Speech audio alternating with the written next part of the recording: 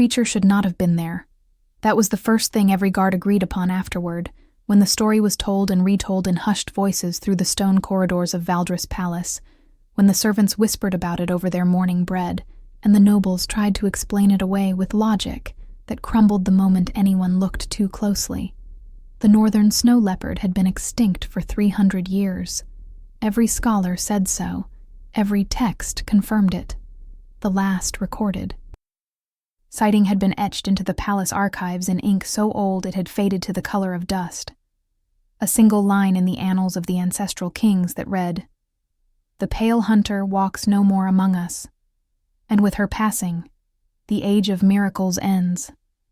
300 years of nothing. 300 years of silence from the northern mountains, from the glacial peaks that scraped the underside of clouds and held their secrets like a fist-hold stone. And then, on a Tuesday morning in the deep cold of the month of frost, it simply appeared at the palace gate, as if it had an appointment. The guards saw it first. 2 of them, both seasoned men who had served the crown for over a decade, both trained to face threats without flinching, both utterly undone by the sight of that white shape moving through the pre-dawn dark toward the iron gates of Valdres Palace. It was enormous. That was what they said first, before anything else, before the color or the eyes or the way it moved with a silence. So complete it seemed to absorb sound rather than simply avoid making it. It was enormous, and it was white, and it was looking at the gates as if it expected them to open. One of the guards had reached for the alarm bell. The creature had turned its gaze on him, yellow eyes burning like candle flames behind glass, and his hand had simply stopped moving. Not from a spell, he would swear to it later. Not from any force he could name. It was more like his body had received a message that his mind had not yet processed, and the message was very simple. This creature means no harm, and raising an alarm would be the wrong thing to do. He lowered his hand. The other guard did not move at all. They both stood there, while the great white leopard sat down in front of the iron gates, curled its tail around its massive paws, and waited with the patience of something that has been waiting for centuries, and has learned that patience is not a hardship, but simply a form of certainty. By the time the morning shift arrived, a small crowd had gathered on the inside of the gate, nobles and servants alike standing at a careful distance, no one speaking above a murmur. Word had reached the palace steward, then the head of palace security, then 3 different advisors, each of whom had come to look and gone away with the same expression, a combination of disbelief and something older and more unsettled beneath it, the look of a person who has encountered something that does not fit into any category they possess. The leopard ignored all of them. It sat. It waited. It did not growl or pace or show any sign of aggression, but neither did it respond to attempts at communication, not to the carefully trained handlers who were summoned from the royal stables, not to the court mage who arrived smelling of incense and tried 3 separate spoken invocations, not to the head of the royal guard who stood before it with his hand on his sword and his best authoritative voice and said, very clearly, "You cannot be here." The leopard had blinked at him with those yellow eyes and somehow managed to communicate, with no movement whatsoever, that it found his statement entirely irrelevant. Lena Ashvale knew none of this when she came up from the archives that morning. She rarely knew anything that happened above ground before it was several hours old and already common knowledge, which was precisely the way she preferred it. The underground archives of Valdres Palace were her domain in the way that forgotten places become the domain of people who need somewhere to disappear, not through any official designation, but through the simple fact that no one else wanted to be there. The archives smelled of old paper and cold stone, and the particular dusty sweetness of ink that had been drying for centuries. The torches along the walls burned low and orange, and the silence was so complete that Lena had learned to hear her own heartbeat in it, learned to find that sound comforting, rather than lonely, which perhaps said something about the life she had built for herself in the margins of the court. She was 24 years old. She had lived at Valdres Palace for 6 years, since her father's death had left her technically homeless, and the palace had accepted her into its staff with the indifference of a large institution absorbing one small, quiet person. She had been a records clerk first, then a junior archivist, and now she held the unofficial title of senior keeper of the ancient manuscripts, which was a grand name for the fact that she was the only person willing to spend hours each day in the cold underground rooms deciphering text that had not been read in living memory. She was carrying a stack of newly copied pages when she came through the door that connected the archive stairwell to the palace's east courtyard, and the first thing she noticed was the crowd. The second thing she noticed was the quality of the silence within that crowd, which was different from ordinary silence in the way that held breath is different from ordinary breathing. Everyone was looking at the main gate. Lena followed their gaze, and for a moment she did not understand what she was seeing, because what she was seeing was impossible. Then, the impossible thing turned its head, and its yellow eyes found her across the entire courtyard, across the distance, and the crowd, and the cold morning air. And something happened inside Lena's chest that she had no word for. A sensation like a key, turning in a lock she had not known existed. Her papers fell. She did not notice them fall. She was already walking toward the gate, moving through the crowd without thinking about it, people parting for her without understanding why. Everyone watching as the small, plainly dressed archivist with ink on her fingers and her brown hair coming loose from its pins, walked straight up to the iron gate of Valdris Palace, while every trained professional in the kingdom stood back, and the great white leopard rose to its feet and pressed its enormous head against the iron bars, and made a sound that was not quite a purr, and not quite anything else.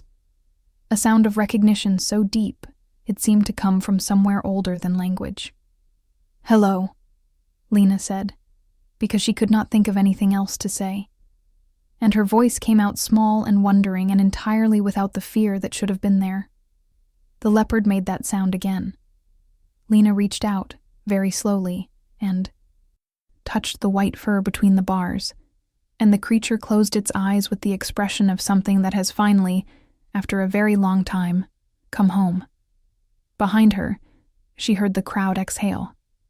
She heard someone say, in a voice stripped entirely of its usual courtly composure, "What in the name of every ancestor?" She did not turn around. She was looking at the leopard, at the impossible creature that should not exist, and feeling something she had not felt in so long she had almost forgotten the texture of it. She felt seen. The commotion that followed was significant. The gates were opened, which the head of the royal guard had refused to allow until this moment, and the leopard walked through them with a dignity that made the guards on either side stand up straighter without quite knowing why. It walked directly to Lena, circled her once with that same silence, and then lay down at her feet with a completeness of intention that left no room for misinterpretation.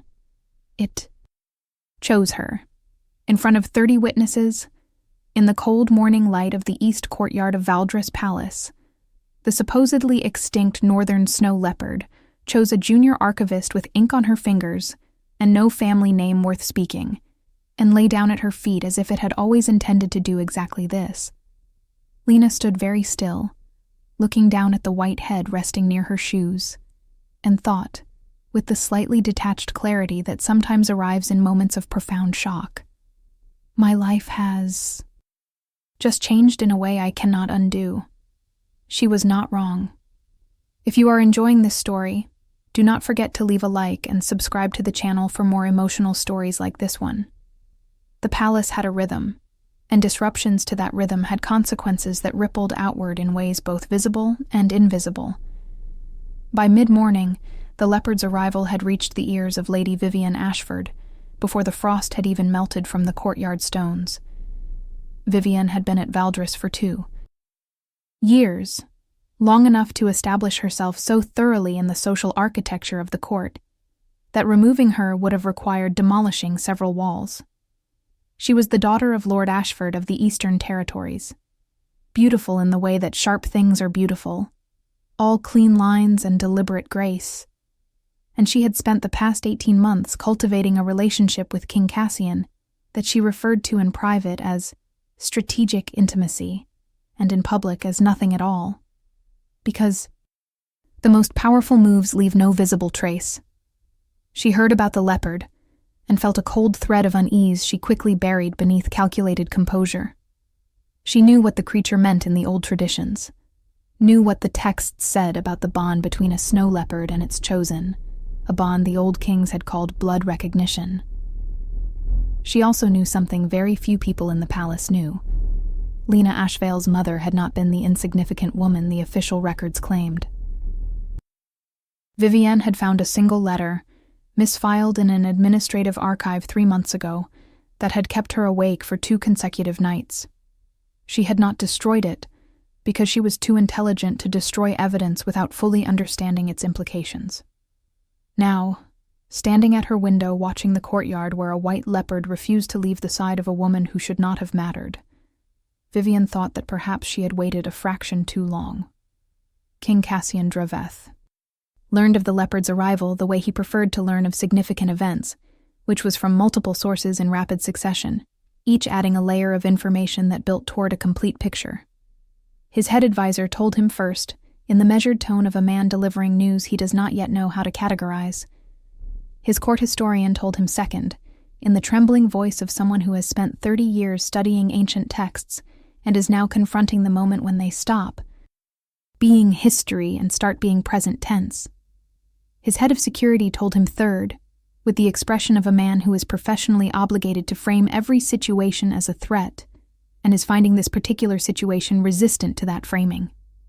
Cassian listened to all 3 with the stillness that people in his court had learned to read carefully, because his stillness was not inertia, but focus. He was 31 years old, and had been king for 4 years, since his father's death had handed him a throne balanced on political pressures that would have crushed a less structurally sound person. He had not been crushed. He had become instead very precise. "Show me," he said, when all 3 had finished their reports, and they took him to the east courtyard, where the leopard was lying in a patch of thin winter sunlight, and Lena Ashvale was sitting cross-legged on the cold stones beside it, her papers abandoned, her hand resting on the great white head with an ease that suggested she had been doing this for years. Someone had apparently tried to move her inside, because Cassian could see the palace steward standing at a careful distance with the expression of a man who has made a request and been ignored so completely that he is still processing the experience. Lena was not looking at the steward. She was looking at the leopard, and her face in the winter light had an expression that Cassian had not seen on any face in this palace in 4 years of ruling it. She looked like a person who has put down a weight so heavy she had stopped noticing it was there, and the absence of it had made her, temporarily, very still. He stood and watched her for longer than he intended to. He told himself afterward that he was observing the leopard, assessing the situation, exercising appropriate caution. He told himself that the way his attention kept returning to the woman's face, rather than the creature beside her, was simply a function of the fact that human behavior was more politically relevant than animal behavior. He was a very precise person, and precise people are particularly good at lying to themselves in precise ways. "Who is she?" he asked, though he had already received a briefing. He wanted to hear how his advisors described her, because how people describe the unimportant things they consider unimportant tells you a great deal about what they actually value. "An archivist, Your Majesty," his head advisor said. "Lena Ashvale. Father was a minor noble. Died in some disgrace 6 years ago. She has been in the palace employ since. Works in the underground archives. Not a shifter, as far as anyone knows. No wolf, no rank, no family connections of note." He paused. "She should not be significant." "And yet," Cassian said. "And yet," his advisor agreed, with the tone of a man deeply unhappy about the "and yet." Cassian descended into the courtyard. He did this without announcement, which was not unusual for him, and the crowd parted with the Automatic deference of people who have been in the presence of significant power long enough that their bodies respond before their minds do. He approached the leopard and the woman carefully, not because he was afraid of the leopard, though a more ordinary man would have been, but because there was something in the scene that felt fragile, in the way that real things are fragile, not delicate but genuine. And he had learned that genuine things require a different kind of approach than the everything is performance quality that ruled most of his daily existence. He stopped a few feet away. The leopard opened one yellow eye, regarded him with calm assessment, and closed it again. This was not the response of a creature that feared kings. Lena looked up, and for a moment she did not seem to recognize what she was looking at. Or rather, she seemed to register his presence without immediately processing his rank, which was refreshing and slightly startling. Then something shifted in her expression, a tightening around the eyes, and she began to move as if to stand. "Stay as you are," he said, and his voice came out quieter than he intended, which was unusual for him. "I do not want to disturb it." Lena settled back slowly, watching him with eyes that were an unusual shade of gray-green, the color of the sea in winter. "I do not think you would disturb it," she said, and then seemed to catch herself, because her chin dropped slightly and she added more carefully, "Your Majesty." The title sounded neither sycophantic nor reluctant. It sounded like a word she was using correctly because it was the correct word, and nothing more. Cassian found this mildly extraordinary. "Has it spoken to you?" he asked, because the old traditions held that the snow leopard could communicate in ways that were not speech, but were not silent either. Impressions and emotions transferred through touch. Lena's hand was still resting on the creature's head. She considered the question, with a seriousness that suggested she was not going to answer it carelessly. "Not in words," she said at last. "But there is something. A feeling." She paused. "Recognition. Like it has been looking for me." She glanced up at him with an expression that mixed wonder with something more guarded. "I know that does not make sense.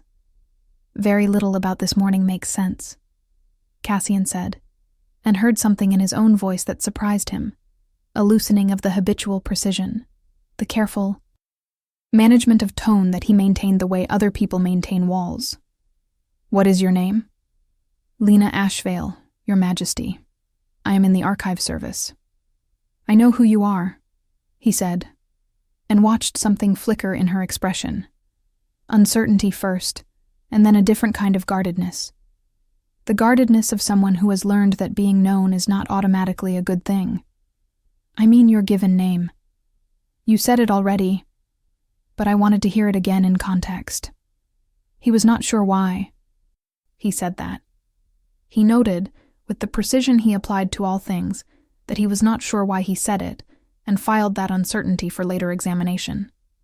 "Lena," she said, and the white head beneath her hand shifted slightly, a subtle pressure, as if the leopard approved. The day passed in a state of suspended normal, the palace continuing its routines around the disruption, the way water flows around a stone. The leopard did not leave Lena. When she was finally persuaded to come inside, because the cold was becoming genuinely problematic, and a junior archivist sitting on courtyard stones for 5 hours was creating a logistical difficulty, the leopard came with her.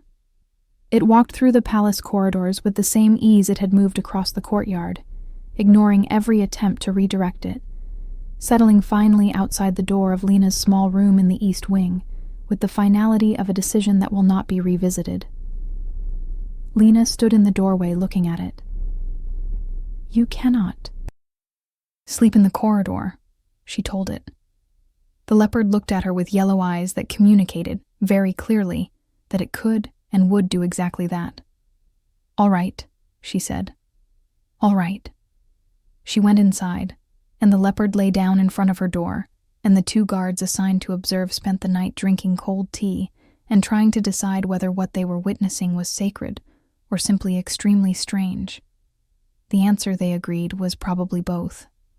What Lena did not tell anyone, in those first hours, was the images. The leopard's touch communicated not in words, but in something older, rooted in something that felt like memory, but was not only her memory. When she had first touched the white fur through the gate bars, she had seen a woman with gray-green eyes and white hair standing at the edge of a glacier, a snow leopard beside her, something burning silver-white like cold fire in the woman's hands, the air around her thrumming with a frequency that Lena felt somewhere in. Her own blood. The vision lasted less than a second, and left behind a resonance like a bell still vibrating at the edge of hearing. Lena had spent 6 years reading texts that describe phenomena exactly like this. She knew what blood recognition meant. She knew what it meant when a sacred creature chose a host. She had simply never imagined it could have anything to do with her, because she had spent 6 years making herself as invisible as possible and had believed, with the conviction of long practice, that invisibility was the safest condition available to her. The leopard apparently disagreed. She did not sleep well that night. She lay in her narrow bed listening to the leopard's breathing drifting under the door, slow and rhythmic, and thought about one manuscript in particular, a text so old that 3/4 of it had been illegible when she found it, which she had spent 4 months painstakingly recovering. She had set it aside when she reached a certain section, because the section spoke of a bloodline she had thought entirely mythological. A line of women descended from the first keeper, the legendary figure in the oldest Wolf Kingdom texts, who had been neither wolf nor human, but something that held both in balance, whose gifts ran through blood rather than bite. The text called them the Pale Daughters, which was a name Lena had always thought poetic rather than literal. She was beginning to reconsider that reading. She got up at 3 a.m, lit a lamp, and went back to the archive. The section she was looking for was where she had left it, sealed carefully in its preservation case, the partially recovered text spread across 2 large sheets of copying paper in her own precise handwriting. She had translated it from a dialect of Old Valdric that only 3 people in the palace could read, and she was the most fluent of the 3, which meant she was the only person who had seen these words in their full context. She read them again now, in the small hours of the morning with the lamp throwing orange shadows across the page, and this time the words arranged themselves differently in her understanding, the way words sometimes do when you approach them from a new angle, and suddenly the grammar resolves into meaning that was always there and was simply waiting for the right reader. The Pale Daughters carry the old fire. It cannot be trained or taught or given. It passes through blood and sleeps through generations, waking only when the need is great, and the Pale Hunter recognizes it before the daughter herself does. The Pale Hunter will find her. The Pale Hunter will always find her. And when she is found, the courts of men will shake, because what the old fire does in the presence of a true mate is not merely illuminate, it transforms. She read it 3 times. Then she sat back in her chair, pressed her cold hands against her face, and said very quietly to the empty archive, "Oh no." She did not mean it entirely. Negatively. But she was a practical person, and practical people, when confronted with evidence that their lives are about to become significantly more complicated, are allowed a moment of entirely honest dismay. She gave herself that moment. Then she folded it away, the way she had learned to fold away everything that could not be immediately useful, and began making notes. The political dimension of the leopard's arrival became apparent within 24 hours. The snow leopard was not a small disruption. By the second morning, 3 separate nobles had requested audiences with her, which was so far outside her ordinary experience that when the palace secretary delivered the first request, she read it twice, and then asked him to confirm that it was in fact addressed to her. He looked at her with an expression that contained, for the first time, a hint of genuine assessment. "It is addressed to you, Keeper Ashvale," he said. And then, very carefully, "Shall I tell them you are available? What do you think will happen next? Leave your predictions in the comments below." She met with none of them.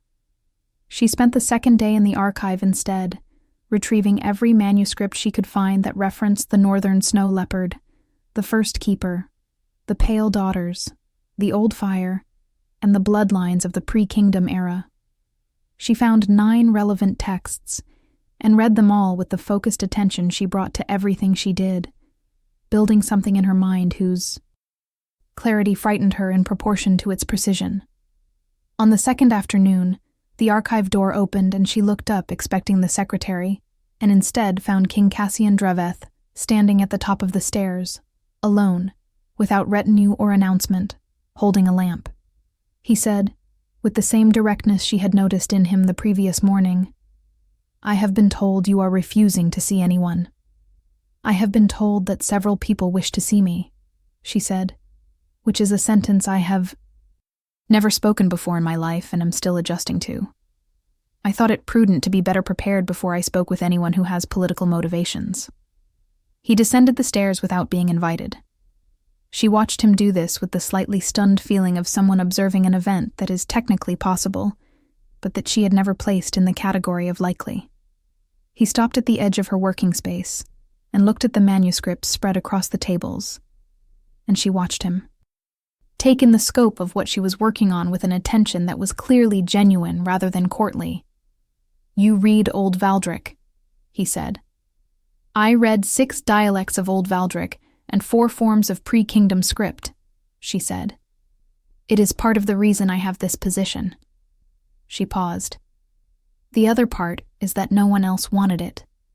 Something shifted at the corner of his mouth that was not quite a smile, but had the potential to become one. "What have you found? Why did you come down here?" "Yourself?" she asked, instead of answering, and then added belatedly, "Your Majesty." The almost smile resolved slightly. "Because the people around me are currently very interested in telling me what the leopard means, and what it means for the court, and what should be done about it.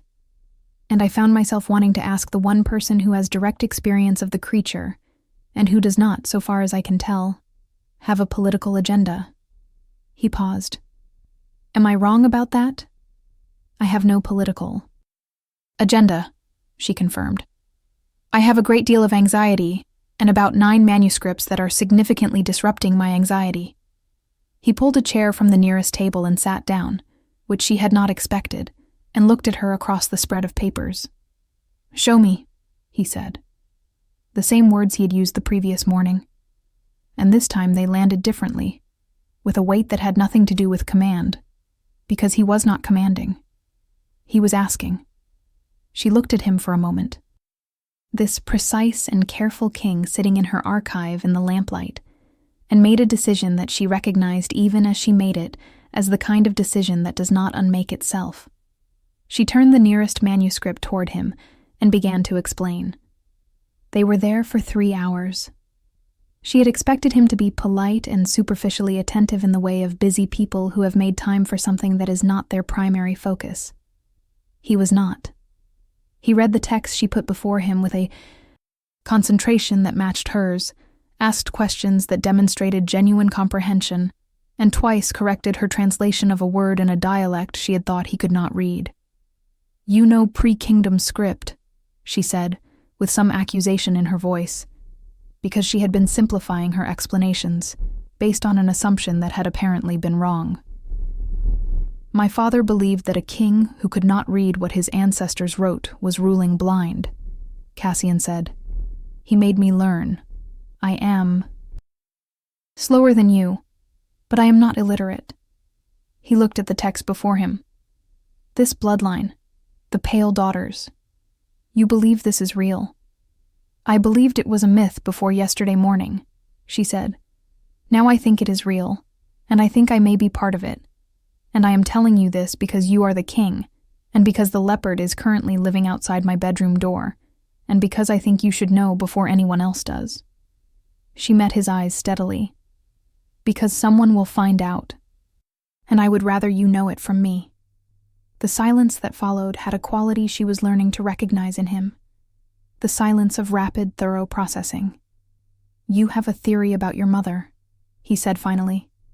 She was briefly startled, then not. He was perceptive, and the logical structure of what she had laid out did lead inevitably to that conclusion. "My mother was not recorded in my father's documents," she said. "Her name does not appear anywhere in the official family papers. There is a single reference to a northern woman in a letter my father wrote to a cousin, and then nothing. I grew up being told she died when I was born." She paused.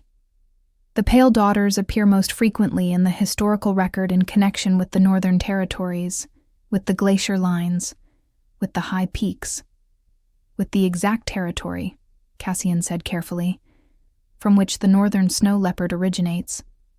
"Yes," Lena said. Another silence. "This is significant," he said with an understatement that she thought was probably characteristic. "It is rather significantly significant, yes," she said, and heard her own voice come out with a dry precision that surprised her, because she did not usually speak this way to anyone, had not spoken this way in 6 years of careful invisibility. Something about this basement, this lamplight, this particular conversation, was loosening things she had kept carefully fastened. He almost smiled again, and then his expression shifted into something more complicated, and he said, "I need you to understand something. There are people in this court who will view what you represent, if this bloodline is genuine, as either an extraordinary asset or an existential threat, depending on their position. You are currently neither protected nor positioned to protect yourself. This concerns me." He said it the way he said everything, with precision. But there was something underneath the precision that she was beginning to recognize, a current of something warmer and less managed than the surface he showed the world. "I want you to be careful." "I am always careful," she said. "I have been careful for 6 years." "You have been invisible," he said, and the distinction was so precisely correct that she felt it like a physical sensation, a strike against something she had been treating as a wall, and discovering was actually a mirror. That is not the same thing. Invisible people become visible eventually. Careful people have plans for that moment. He looked at her steadily. "Do you have a plan?" She thought of the manuscripts spread across her working table. She thought of the leopard breathing outside her door. She thought of the vision she had not told him, the gray-eyed woman on the glacier edge with cold fire in her hands. She thought of 6 years of making herself small and quiet and unthreatening, and how well that had worked, and how completely it had just stopped working, all at once, in the space of a creature's yellow-eyed recognition. "I am working on one," she said. He nodded once, in a way that communicated more than the gesture itself should have been capable of communicating. Then he stood and looked at the manuscripts on the table and said, "I will come back tomorrow. There is a text in the Royal Archive that I think should be seen by someone who reads Old Valdric with your level of fluency. I will have it brought down." He paused at the foot of the stairs, and she was aware of him, as a physical presence in a way that felt different from her awareness of other people, more specific somehow, like a sound that is slightly different from background noise, and therefore reaches you even when you are not listening for it. "Lena," he said, and stopped, and seemed to decide against whatever he had been about to add. "Good night." "Good night," she said, and watched him go up the stairs, and sat for a long time afterward in the lamplight before she could make herself focus on anything else. 3 floors above, in her own suite of rooms with a fire burning and expensive wine breathing on the table, Vivian received her second visitor of the day with composed attention. The visitor was Lord Fenwick of the Northern Advisory, who reported that the king had spent 3 hours alone in the underground archives with the archivist, and that when he emerged, his senior advisors noted his expression was different in a way they could not precisely define, but found significant. Vivian listened with the surface of her mind while the underneath ran rapid calculations. She had known Cassian for 18 months, and had spent them proving herself competent and reliable in ways that would make her absence feel like a structural deficit. She believed she had made considerable progress. She had made him trust her, which she considered more valuable than love. And trust did not easily reverse itself. And now there was an archivist with a sacred creature at her feet, and a bloodline Vivian had been hoping to keep buried, and the expression Cassian came up with after 3 hours alone with her was different. She needed to deal with the letter before Lena Ashvale went looking for it, because people who spent years reading old documents developed an instinct for where missing pieces were hidden. She excused Lord Fenwick, waited until she was alone, and then sat for a long time with her wine, thinking. Vivian had not come this far by being reckless. She had also not come this far by being slow. The third day began with the Leopard doing something new. It had spent the night outside Lena's door, as far as the observers could tell. But when Lena came out of her room at dawn, the creature rose and preceded her down the corridor in a direction that was not toward the archive, and not toward any of the usual routes she took through the palace. It moved with purpose, pausing at each junction to look back at her. And Lena followed because the feeling she had come to associate with the creature's intentions, that resonant certainty, was telling her clearly that she should. It led her through the east wing, through a connecting passage she had used perhaps twice, through a gallery of old portraits whose subjects watched her progress with painted eyes, and stopped finally before a door in the north wall of the gallery that she had always assumed was a storage room. She had walked past this door hundreds of times. She had never tried the handle. The Leopard sat in front of it and looked at her with an expression of patient expectation, and Lena looked at the door and then reached out and tried the handle, and it opened.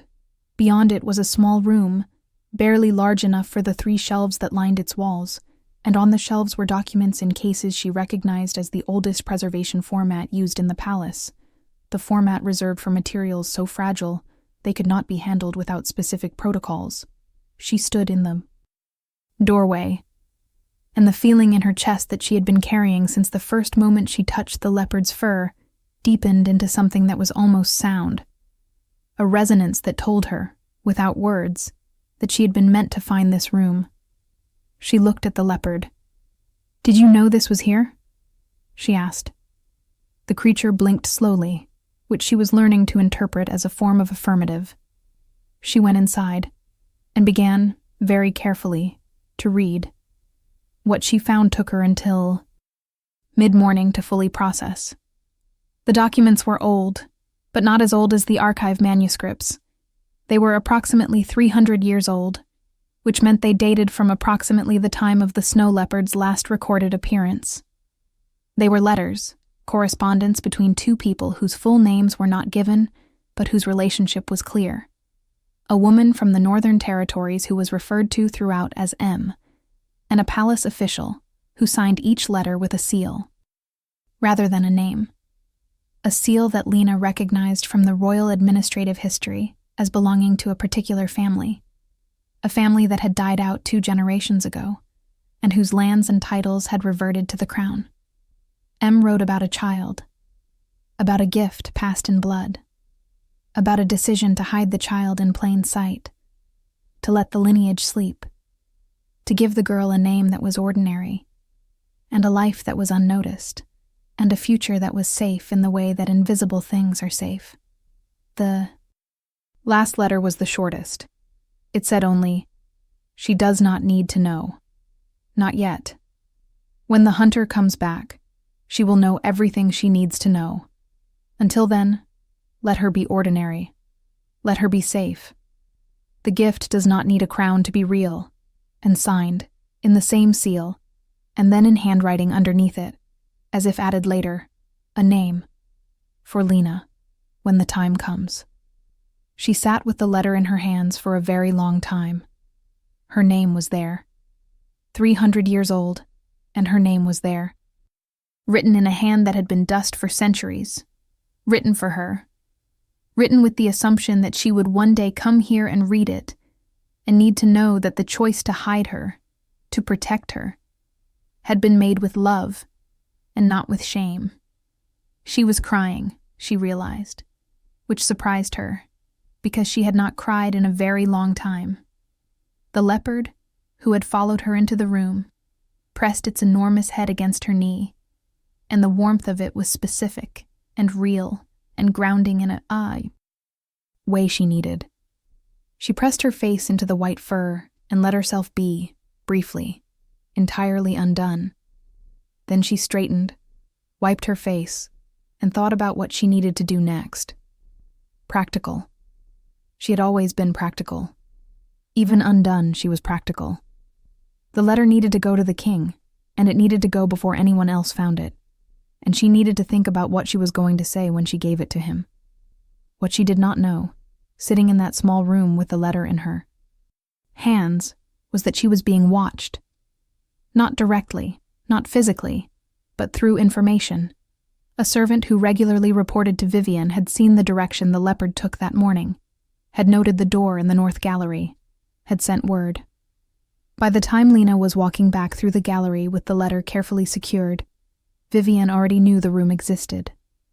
By the time Lena had reached the archive entrance, Vivian had already sent a message to a man she trusted to do things that should not leave evidence.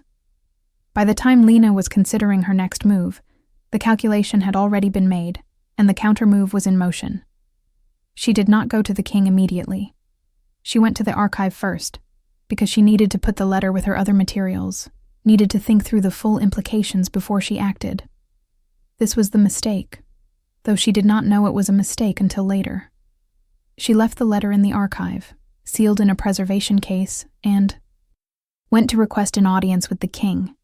She was told he was in council and would be available that afternoon. She said she would return. She went back to the archive. The letter was still there. She spent 2 hours annotating her existing research with the new information, building the complete structure of what she now knew. And it was complete. It was coherent. It was irrefutable. And it meant that she was not who she had thought she was, had never been who she thought she was, had been hidden so thoroughly and so completely that even she had not known what she was hiding. She was the last of the Pale Daughters. She was the inheritor of the old fire. She was, according to 300 years of carefully preserved documentation, the legitimate blood descendant of a lineage that predated the current royal house. A lineage that did not threaten the crown, but that changed the political landscape in ways she was still working out. Ways that certain people would find very threatening indeed. She was also, she thought, sitting in her archive surrounded by everything she now knew, absolutely terrified and absolutely certain, which was a combination she had not experienced before and was not sure how to hold without dropping one of them. If you want to see how this story ends, make sure you are subscribed with notifications on. The leopard growled. It was the first sound she had heard it make that was not the purring recognition that had characterized its communication until now. It was short, low, and unambiguous, and Lena was on her feet before she had consciously decided to stand, the hairs on her arms risen, something in her responding to the creature's warning with a physical immediacy that bypassed thought entirely. The archive door at the top of the stairs was moving. She could see it in the lamplight, the handle turning, and there was something in the quality of that movement, the slowness of it, the deliberateness, that was different from the way people usually opened the archive door, which was with the slight impatience of people who are going somewhere and want to get there. The leopard was on its feet, and Lena realized that she had moved without noticing, had positioned herself behind the nearest shelf stack, which was ridiculous because there was nowhere to go in the archive except the door.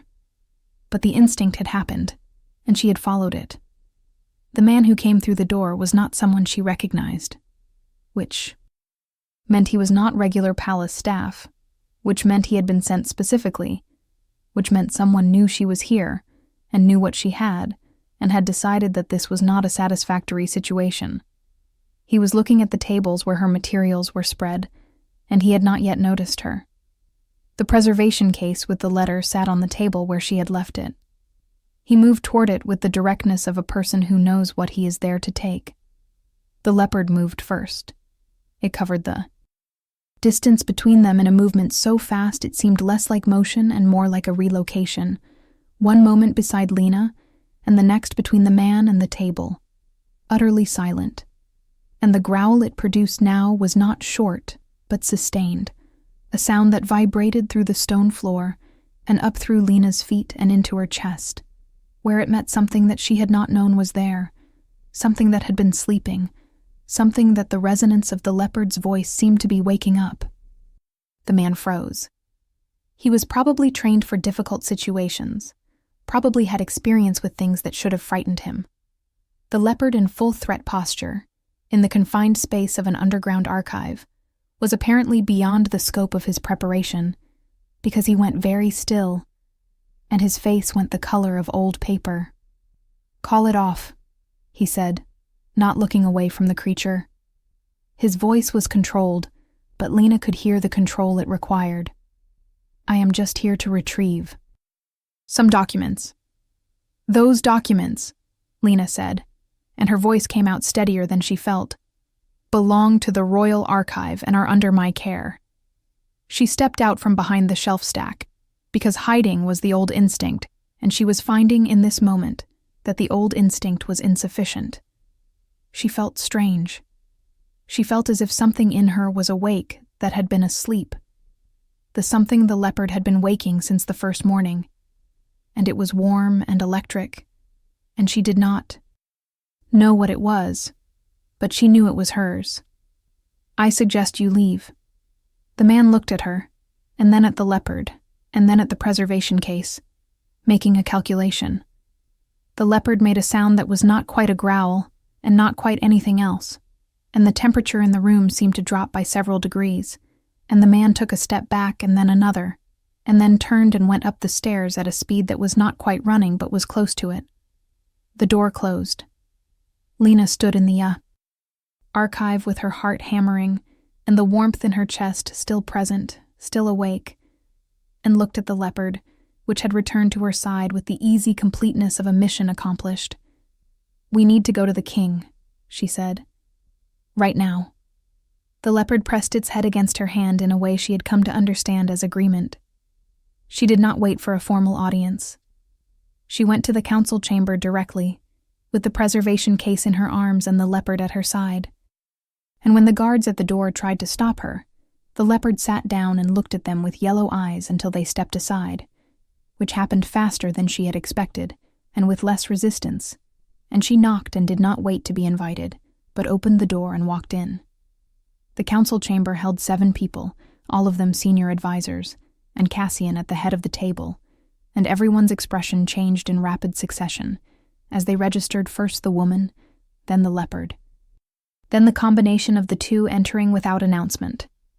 Cassian rose, not with surprise, but with a focused attention, looking at her face, reading something in it that made him say, to the room, "Leave us." His advisors looked at each other and at the leopard and filed out, most of them with the expression of people who want to ask questions and have correctly calculated that now is not the time.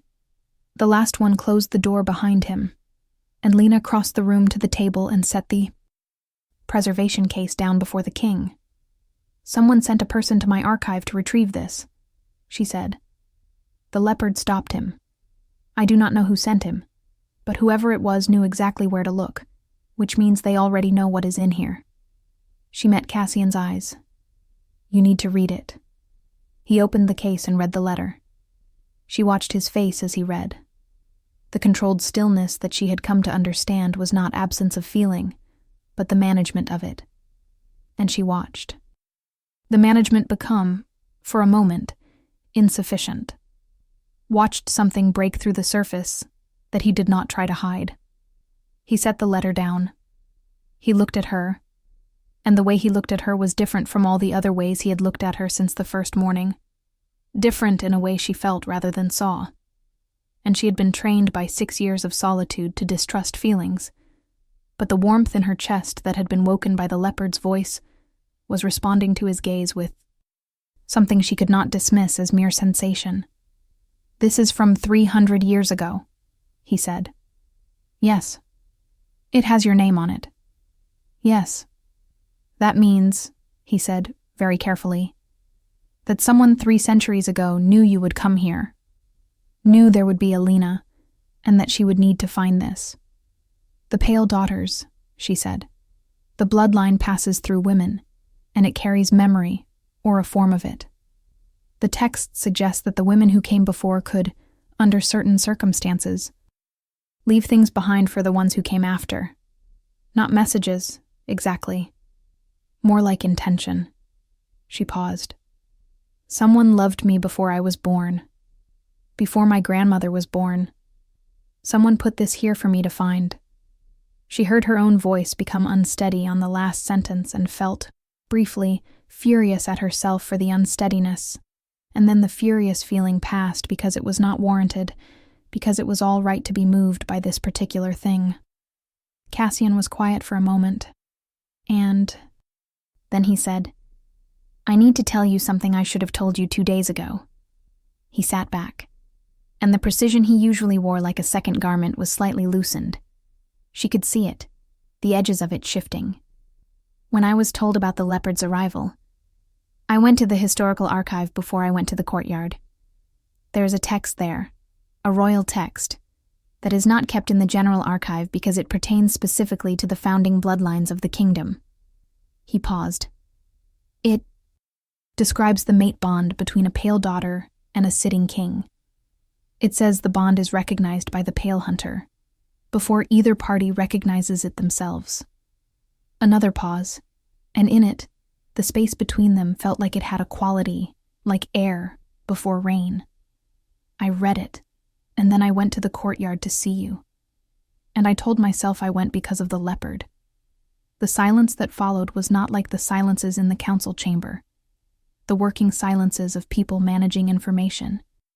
It was the silence between two people who are standing at the edge of something that cannot be unapproached, looking at each other across the distance and understanding that the distance is smaller than it seemed. Lena felt the warmth in her chest, the waking thing, and it was not afraid. That surprised her. She had expected fear, given that she had been afraid of almost everything that mattered for 6 years, had been afraid, and had called it caution, and had been careful, and had called it safety. But the feeling that rose in her now, looking at him, was not afraid. It was the opposite of afraid. It was the feeling of someone who has been running for a long time and has just realized that the thing she was running from was never chasing her, and that she can stop. She had not expected it to feel like relief. She had expected it to feel like more and harder things. Instead, it felt like setting down something very heavy and finding that her hands were free. "You came to see me," she said. Not the Leopard. She. "I came to see you," he confirmed, and his voice had the quality of a door opening. "I have been finding reasons to come back every day. I should have told you what I knew about the bloodline. I did not because I was not certain how to tell you, and I was not certain that you knowing it would be good for you, and I realize now that those are concerns that were not mine to manage." "No," she said, and there was no accusation in it, only clarity. They were not. And then, because the warmth in her chest had fully woken now, and it was not a metaphor, not a feeling she was projecting onto a physical sensation. It was genuinely something happening in her, light and heat, and a vibration like a chord struck in a very large room. "But you told me now." The Leopard, which had been lying by the door with the patience of a creature that understands that some things cannot be hurried, lifted its head and made the sound she had first heard at the gate. The recognition. Sound. The sound of something ancient completing a circuit it had been open for 300 years. Cassian looked at the creature, and then back at her. And what was in his face then was not the managed surface of a king, or even the focused warmth she had been catching glimpses of in the archive, but something more fundamental, something that she felt answer in herself. The way one tuning fork answers another, struck at the same frequency. He said her name the way he had said it the first. "Morning, Lena," and it sounded like a true thing, the way true things sound when they are spoken by someone who means them. She crossed the remaining distance between them, because she was done with the old instinct, done with invisible. done with the specific form of loneliness that dressed itself as safety. And she put her hand in his, and the warmth in her chest expanded into something that was most accurately described not as fire, but as light. The old fire the text spoke of, which was not destruction but recognition. The recognition of one fundamental thing by another. His hand closed around hers, and the leopard rose to its feet, and the winter light through the council chamber windows was, suddenly, very bright. The days that followed were not simple. Simple had never been the likely outcome, and Lena was too practical a person to have expected it. What followed was complicated and layered, and required everything she had. All the practical resilience she had built in 6 years. Of careful quiet, all the knowledge she had accumulated in her underground archive, and something new, the old fire that had woken in her and was teaching her its vocabulary through the leopard's ongoing presence. She was still an archivist, still precise and careful and more comfortable with manuscripts than with court gatherings. But she was also something else, something she was still learning to inhabit. Cassian helped, not in the way of someone managing a situation, but in the way of someone who had decided to be present, and was present, consistently. He came to the archive.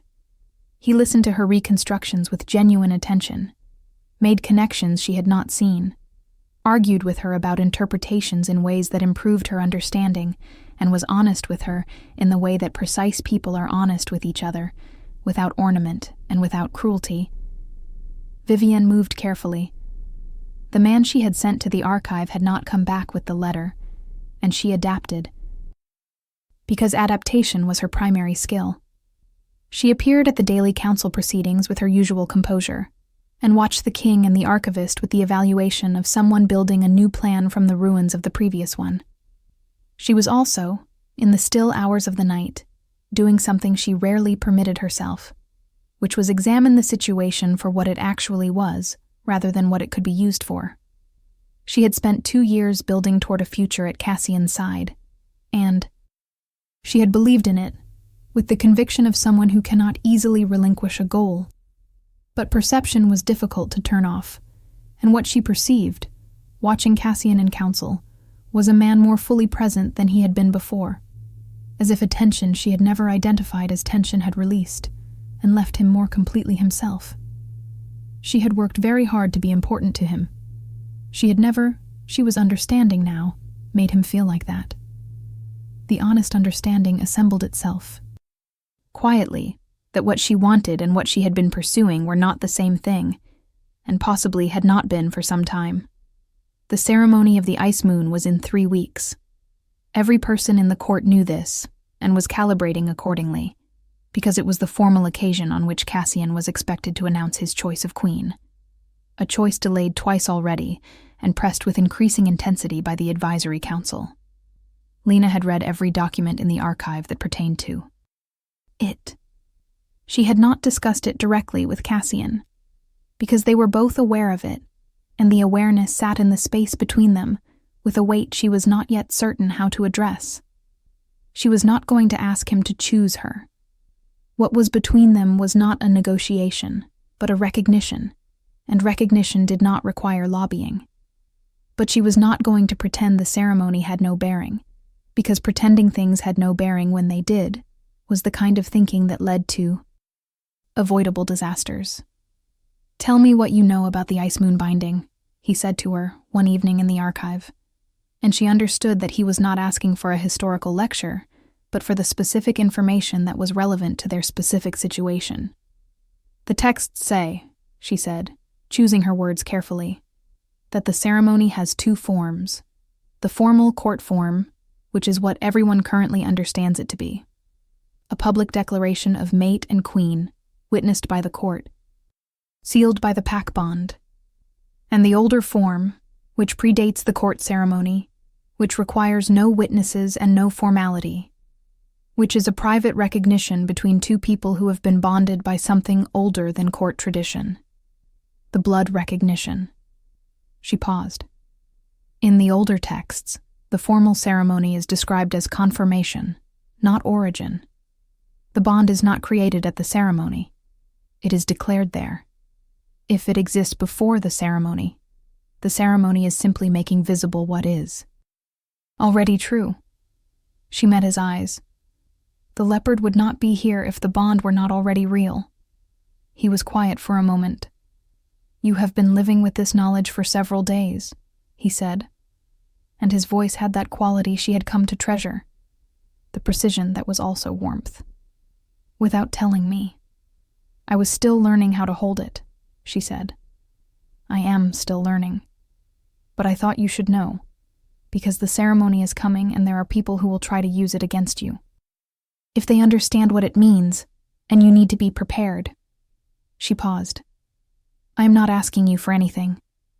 "I know," he said. "That is one of the things about you that has made this very clear."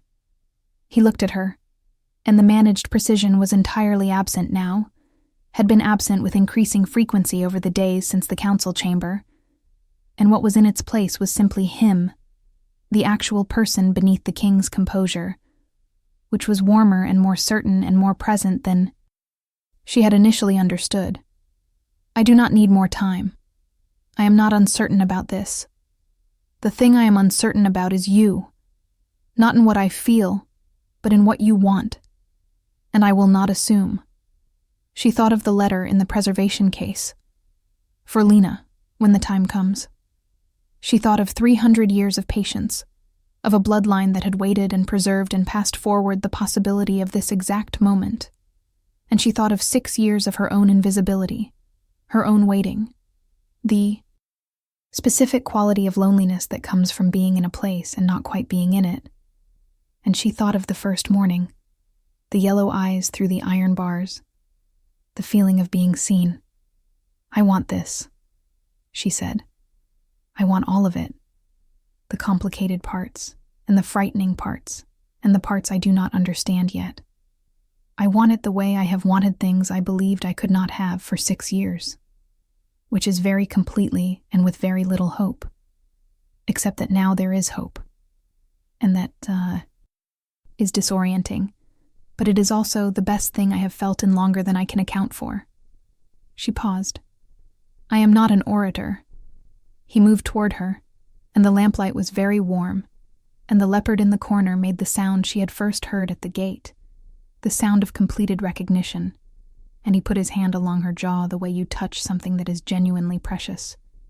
And she understood, in the way she understood everything, which was from the inside out, that this was real, and she had not dreamed herself into it, and she did not need to hold it carefully, because it was not fragile in that way. It was strong in the way that true things are strong, and she turned her face into his hand and held on to that strength, because she had been waiting for something strong for a very long time. There is an old Valdric word that appears in several of the texts Lena had spent years translating. It has no direct equivalent in modern language. The closest rendering is the flowering of what was always present, and it refers to the moment when something that has been real for a long time becomes visible. The texts use it to describe the old fire, the moment when the blood wakes up and what has been sleeping becomes awake. Lena had translated the word a dozen times and had thought she understood it as an abstraction. She was discovering that the distance between understanding a word as a concept and experiencing the thing it describes is approximately the distance between reading about the ocean and standing in it, and she was very completely in it now. The old fire, warm and particular, and entirely hers, held on to the way she held on to the leopard's fur on the first morning, with the grip of someone who has found something real and knows it. The ice moon ceremony came on a clear night, cold and still. The moon so large it seemed to rest on the tops of the northern peaks, like a coin balanced on its edge. The great hall of Valdris Palace had been prepared with the formality appropriate to an event that the court had been anticipating for 2 years, candles and silver branches, and the specific arrangement of the pack seal that denoted a formal claiming ceremony. Every major noble family was present, every advisor, Every person of rank who had spent the past 3 weeks trying to determine what was going to happen, and had reached, variously, the correct conclusion, the incorrect conclusion, and several conclusions that were creative, but not accurate. Lady Vivian Ashford stood to the left of the main assembly, in a gown the color of deep water, her face composed with the precision of someone who has made a decision and is carrying it with the uprightness it deserves. She had made her decision 2 days ago, in the still hours of the night, and it had not been simple, but it had been genuine, and Vivian found that genuine decisions, even painful ones, had a cleanliness to them that made the carrying easier. Lena stood at the edge of the hall, in a gown that the palace seamstress had produced in 48 hours, deep gray-green, the color of winter sea, which had been Cassian's suggestion, and which Lena had received with an expression that made the seamstress smile secretly to herself as she pinned the hem. The leopard stood beside her. No one had suggested leaving it outside, because the leopard was not a peripheral element of the situation, but a central one, and everyone in the hall understood this even if they understood nothing else.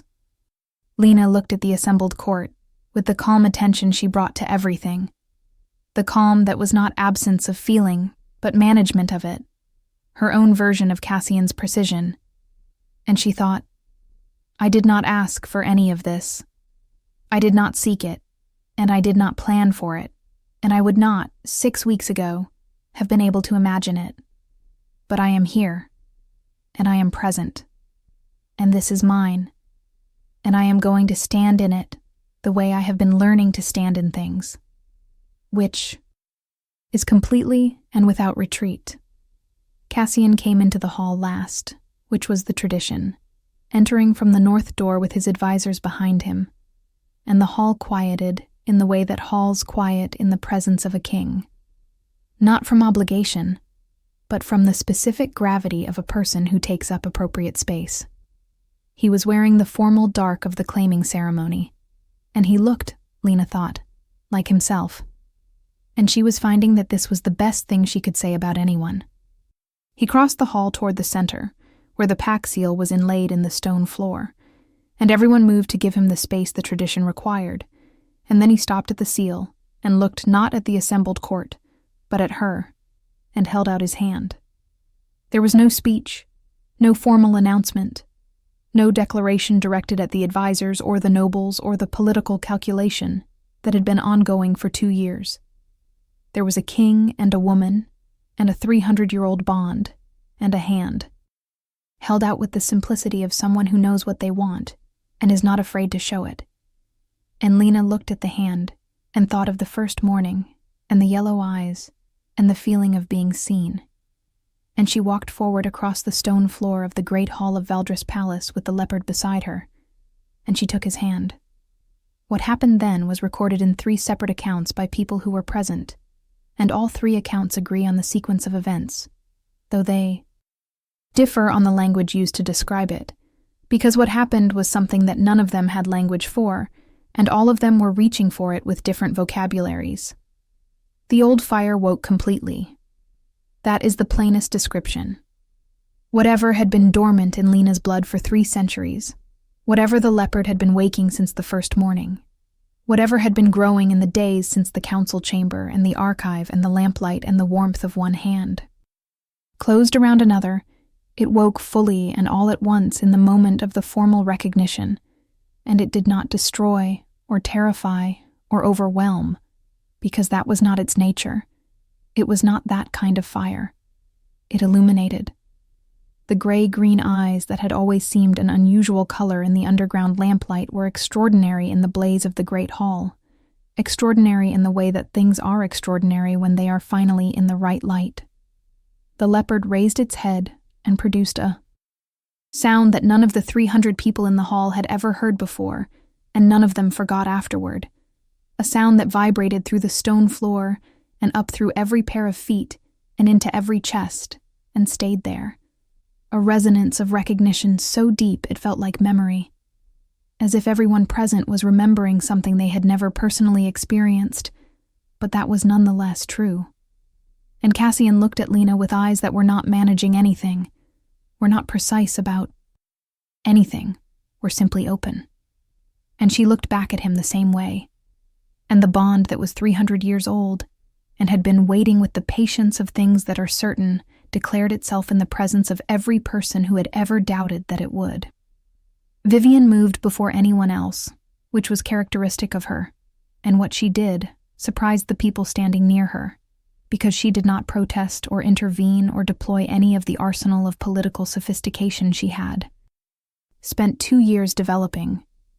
She stepped forward into a space where she could be seen, and she inclined her head in a formal acknowledgement that was entirely genuine, one of the oldest gestures in the Valdric court tradition, the gesture that says, "I see this, I recognize it, I accept the truth of it." She did it cleanly, with the grace she actually possessed, and stepped back. People near her watched with expressions that ranged from surprise to respect, and she received both with the composure of someone who has made peace with a decision and is simply inhabiting it. She thought, briefly, that Lena Ashvale was going to be an extraordinarily interesting queen, and that she, Vivian, was going to need a new project, and found she was more invigorated by that prospect than frightened. The court took its cue from her, as it often had, because Vivian had been a weather vane for social momentum since her first month at Valdris, and what it saw was a woman of acknowledged sophistication, making a genuine gesture of recognition, and this made the gesture easier for others to make. And so they made it, one by one, and then in groups. The formal acknowledgement spreading through the hall, like the sound from the leopard's cry had spread through the stone floor, touching everyone, leaving behind it the changed thing, the thing that is different after it passes through. The oldest advisor, a man who had served 3 kings, and whose approval meant more than most people's active support, bowed his head last and longest, and when he raised it, his expression had the quality of someone who has witnessed something they had believed was only in the old texts, and is still absorbing the fact that it is real. He caught Lena's eye across the hall, and nodded to her with the respect of a man who has read the same text she has read and knows exactly what he is looking at. And she nodded back, because she did know what she was, finally, and it was extraordinary, and frightening, and real. And she was done with invisible.